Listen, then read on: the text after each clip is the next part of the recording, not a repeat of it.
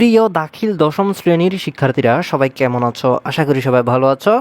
তো তোমরা হয়তো এতক্ষণ ধরে তোমাদের বাংলা প্রথম পত্র বিষয়টার জন্য অপেক্ষা করতেছো। তো শিক্ষার্থীরা, তোমাদের অপেক্ষা শেষ। এই ভিডিওতে আমরা তোমাদের বাংলা প্রথম পত্রটা নিয়ে চলে এসেছি। তো তোমরা প্রথমে এটা বলো, কালকে আমাদের দেওয়া তথ্য যোগাযোগ প্রযুক্তি বিষয়ের সাজেশন থেকে কি তোমাদের 100% কমন এসেছিল কিনা সেটা তোমরা বলো। তো তোমাদের যদি 100% এসে থাকে তাহলে তোমরা অবশ্যই আমাকে জানাও। তো আমি জানি তোমাদের 100% চলে এসেছে। তো শিক্ষার্থীরা, তার ধারাবাহিকতা আমরা তোমাদের বাংলা প্রথম পত্র নিয়ে চলে এসেছি। তো এই ভিডিওতে আমরা তোমাদের বাংলা প্রথম পত্র এই বিষয়টা বিস্তারিত উত্তর সহ দেখব। আর শিক্ষার্থীরা, তোমরা যদি তোমাদের বাংলা প্রথম পত্র এই বিষয়ের মতো তোমাদের ইংরেজি প্রথম, ইংরেজি দ্বিতীয়, তারপর গণিত ইত্যাদি সকল বিষয় এরকম করে তোমরা যদি পেয়ে যেতে চাও, তাহলে তোমাদের কী করতে হবে? তাহলে তোমাদের অবশ্যই তোমরা এখন বর্তমানে যে ভিডিওটা দেখতেছো ওই ভিডিওর তোমরা নিজ বরাবর এখানে সাবস্ক্রাইব লেখা একটা কালো বাটন দেখতে পাচ্ছ। তো তোমাদের কাজ হলো জাস্ট এই বাটনটিতে ক্লিক করে একটি সাবস্ক্রাইব করে দেওয়া। তো তোমরা যাদের আগে থেকে এই বাটনে ক্লিক করা আছে তাদের আর ক্লিক করা লাগবে না, যাদের ক্লিক করা নেই তারা অবশ্যই এখানে ক্লিক করে চ্যানেলটি সাবস্ক্রাইব করতে হবে। তো তোমরা যদি এই চ্যানেলটি সাবস্ক্রাইব না করো তাহলে কিন্তু তোমাদের পরবর্তী বিষয়গুলো তোমরা নাও পেতে পারো। তো দেরি না করে দ্রুত এখানে ক্লিক করে চ্যানেলটি সাবস্ক্রাইব করে দাও এবং পরবর্তী বিষয়গুলো এরকম করে তোমরা পেয়ে যাও। আশা করি তোমরা বুঝতে পেরেছো। তো শিক্ষার্থীরা, তোমরা যদি পুরো বিষয়টা বুঝে থাকো তাহলে আমরা তোমাদের বাংলা প্রথম পত্র এই বিষয়ের প্রশ্নটা এখন দেখব। এখানে আমরা দেখতে পাচ্ছি প্রাক নির্বাচনী পরীক্ষা 2026 দাখিল দশম শ্রেণী বিষয় বাংলা প্রথম পত্র। তো তোমাদের বাংলা প্রথম পত্র পরীক্ষা হয় 100 নম্বরের। 100 নম্বরের ভিতর হয় 30 নম্বর এমসিকিউ প্রশ্ন। তো এখন আমরা তোমাদের 30 নম্বরের বহু নির্বাচনী এমসিকিউ প্রশ্নগুলো এখন উত্তরসহ দেখি। তো শিক্ষার্থীরা, এখানে আমাদের 1 নম্বর প্রশ্ন, প্রবাস বন্ধু গল্পের লেখকের অধিক শোকে ফাতর হওয়ার কারণ কি? তো এখানে 1 নম্বর প্রশ্ন এটার উত্তর হবে 1 নম্বর প্রশ্ন এটার উত্তর হবে ক, খাদ্যের আধিক্য। তারপর 2 নম্বর প্রশ্ন, হরফেন মোলা বলতে কি বোঝানো হয়েছে? হরফন মোলা বলতে কি বোঝানো হয়েছে? তো এখানে 2 নম্বর প্রশ্ন এটার উত্তর হবে গ, সকল কাজের কাজেই। এরপর 3 নম্বর প্রশ্ন, প্রবাস বন্ধু গল্পের আব্দুর রহমানের মতে তামাম আফগানিস্তানের মশহুর কি? তো এখানে 3 নম্বর প্রশ্নের উত্তর হবে 3 নম্বর প্রশ্নের উত্তর হবে ঘ, বরফি আঙুর। এরপর 4 নম্বর, প্রবাস বন্ধু গল্পের আব্দুর রহমান এককালে ম্যাচের চার্জে ছিলেন, এতে লেখকের সন্দেহ হইল না কেন? তো এখানে 4 নম্বর প্রশ্ন এটার উত্তর হবে ক, খাবারের আয়োজন দেখি। এরপর 5 নম্বর প্রশ্ন, আব্দুর রহমানকে দেখে লেখক মনে করলেন যে আব্দুর রহমানের ভীমসেনের মতো রান্নার কাজ করবে, বিপদে আপদে রক্ষা করবে, খবর আদান প্রদান করবে। তো এখানে আমরা 5 নম্বর প্রশ্নে 3টে অপশন দেখতে পাচ্ছি। এখানে আমাদের সঠিক উত্তর হবে গ, 1, 2, 3, 3টা হবে সঠিক উত্তর। আশা করি বুঝতে পেরেছ। এরপর এখানে আমাদের 6 নম্বর, এখানে বলা হয়েছে গত ডিসেম্বরে সিলেটের বিছানাকান্দি বেড়াতে গিয়েছিল। সেখানে নীল আকাশ, পাহাড়ি ঝর্ণা হতে প্রবাহিত হচ্ছিল শীতল পানি, পাথরের উপর দিয়ে বয়ে চলার দৃশ্য মনকে চঞ্চল করে তোলে, আনন্দে কণ্ঠে বেজে ওঠে। তো এখানে আনন্দে কণ্ঠে বেজে উঠে দন্যে দানে পুষ্পে ভরা আমাদের বসুন্ধরা। তো এখানে বলা হয়েছে উদ্দীপকের সঙ্গে সাদৃশ্যপূর্ণ বা প্রবাস বন্ধু ভ্রমণ কাহিনীর কোন লাইনে প্রতিফলিত হয়েছে? তো আমরা একটু নিচে স্ক্রল করলে দেখতে পাচ্ছি এখানে আমাদের 6 নম্বর প্রশ্নটার উত্তর হবে খ, সে হাওয়া দম দিয়ে বুকে ভরবেন, তাতে এক রতি ধুলো নেই বালু নেই। তো এখানে এটার উত্তর হবে খ। আশা করি বুঝতে পেরেছ। তো শিক্ষার্থীরা, এখানে আমাদের 6-এর উত্তর হবে। এটার পর আমাদের 7 নম্বর প্রশ্ন, মমতাদির বেতন কত টাকা নির্ধারণ করা হয়েছিল? তো এখানে আমাদের 7 নম্বর প্রশ্নটার উত্তর হবে ঘ, 15 টাকা। মমতাদির বেতন 15 টাকা নির্ধারণ করা হয়েছিল। এরপর 8 নম্বর প্রশ্ন, মমতাদি গল্পের লেখক রোদে বসে কী করেছিলেন? তো এখানে 8 নম্বর প্রশ্ন এটার উত্তর হবে 8 নম্বর প্রশ্ন এটার উত্তর হবে এখানে ক, স্কুলের পড়া করছিলেন।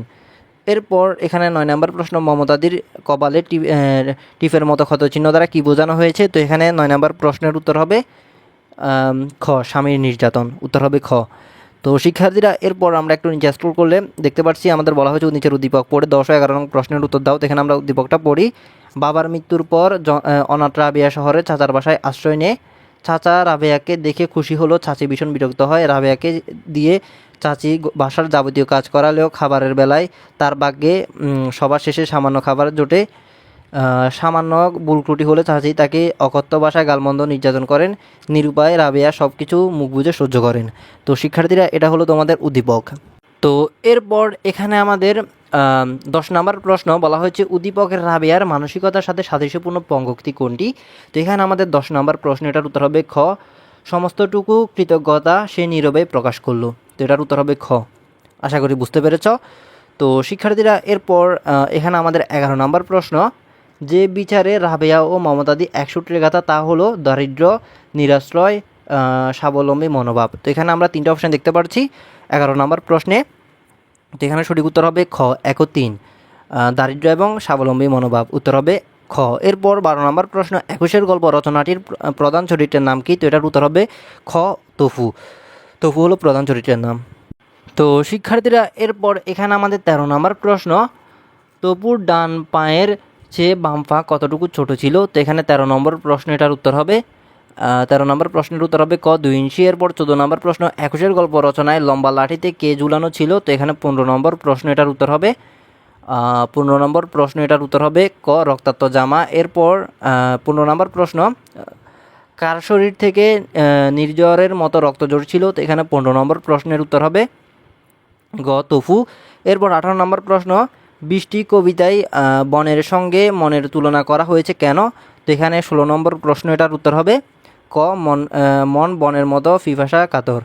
তো শিক্ষার্থীরা এরপর এখানে আমাদের 17 নম্বর প্রশ্ন, বর্ষণমুখর দিনে কি শিহরায়? তো এখানে 17 নম্বর প্রশ্ন, এটার উত্তর হবে 16 নম্বর প্রশ্ন, এটার উত্তর হবে গ, অরণ্যের ক্রিয়া। এরপর 18 নম্বর প্রশ্ন, বৃষ্টি কবিতার বৃষ্টি কেমন? তো এখানে 18 নম্বর প্রশ্ন, এটার উত্তর হবে ক, বহু প্রতীক্ষিত। এরপর 11 নম্বর প্রশ্ন, বৃষ্টি কবিতার রুক্ষ আকাশ মাঠে কি শোনে? তো এখানে 19 নম্বর প্রশ্ন, এটার উত্তর হবে 19 নম্বর প্রশ্ন, এটার উত্তর হবে ক, বর্ষণের সুর। এরপর 20 নম্বর প্রশ্ন, বিদ্যুৎ রূপসী পরী কিসে সওয়ার হয়েছে? তো এখানে 20 নম্বর প্রশ্ন, এটার উত্তর হবে বিদ্যুৎ রূপসী পরী ম্যাগে ম্যাগে সওয়ার হয়েছে, উত্তর হবে খ। এরপর 21 নম্বর প্রশ্ন, আমি কোনো আগন্তুক নয় কবিতার কবির গায়ে কি লেগে আছে? তো এখানে 21 নম্বর প্রশ্নের উত্তর হবে গ, মাটির সুবাস। তো শিক্ষার্থীরা এরপর এখানে আমাদের 22 নম্বর প্রশ্ন, জামিলার মার রান্নাঘর কেমন? তো এটার উত্তর হবে খ, শূন্য খা খা। জামিলার মার রান্নাঘর হলো শূন্য খা খা। তো এখানে 22 নম্বর প্রশ্ন, এটার উত্তর হবে কি, খ। আশা করি বুঝতে পেরেছ। এরপর এখানে আমাদের 23 নম্বর প্রশ্ন, আমি কোনো আগন্তুক নয় কবিতার অকাল বার্ধক্য নতকে?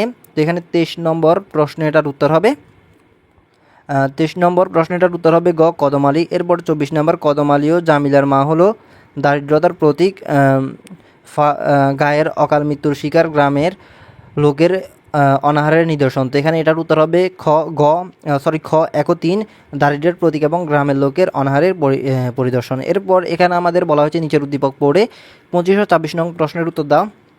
তো এখানে আমাদের উদ্দীপকটি, খ্যাতনামা মডেল জিশান প্রায় 15 বছর পর নিজের গ্রামে বেড়াতে এসে গ্রামবাসীরা তাকে এক নজরে দেখতে বিট করে। প্রতিবেশী হামিদ চাচা ও পরিচিতদের সে বুকে জড়িয়ে ধরে, পরে তাদের পাশে বসে সুখ দুঃখের গল্প করে।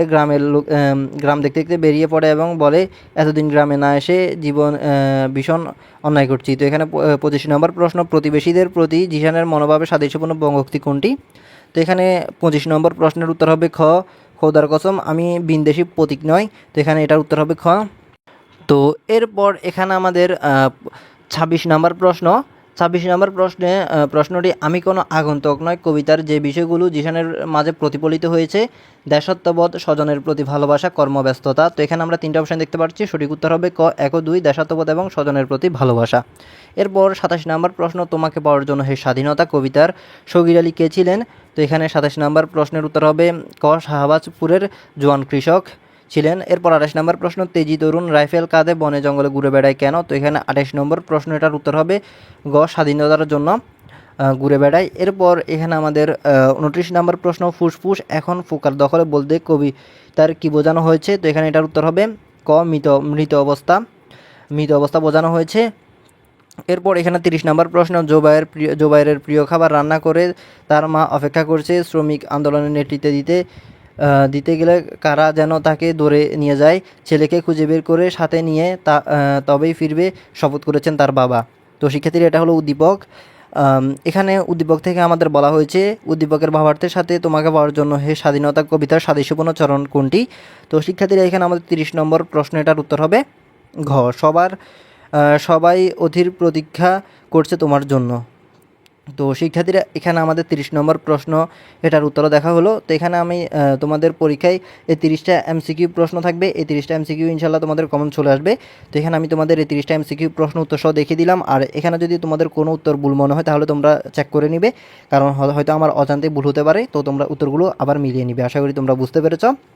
তো শিক্ষার্থীরা তোমরা যদি আমার পুরো কথা বুঝে থাকো তাহলে এখানে তোমরা একটা জিনিস খেয়াল করো। এই ভিডিওতে আমরা তোমাদের পার্ট 1 দিয়েছি। এই পার্ট 1 আমরা তোমাদের জাস্ট এমসিকিউ প্রশ্নগুলো উত্তর সহ দেখিয়ে দিয়েছি। তো তোমরা কিছুক্ষণ ওয়েট করো, আমরা পরের ভিডিওতে তোমাদের লিখিত অংশ, সৃজনশীল প্রশ্ন এবং সংক্ষিপ্ত প্রশ্ন সবগুলার আমরা বিস্তারিত উত্তর সহ এর পরের ভিডিওতে নিয়ে আসবো। এটি হলো পার্ট 1, পার্ট 2তে আমরা সব নিয়ে আসবো।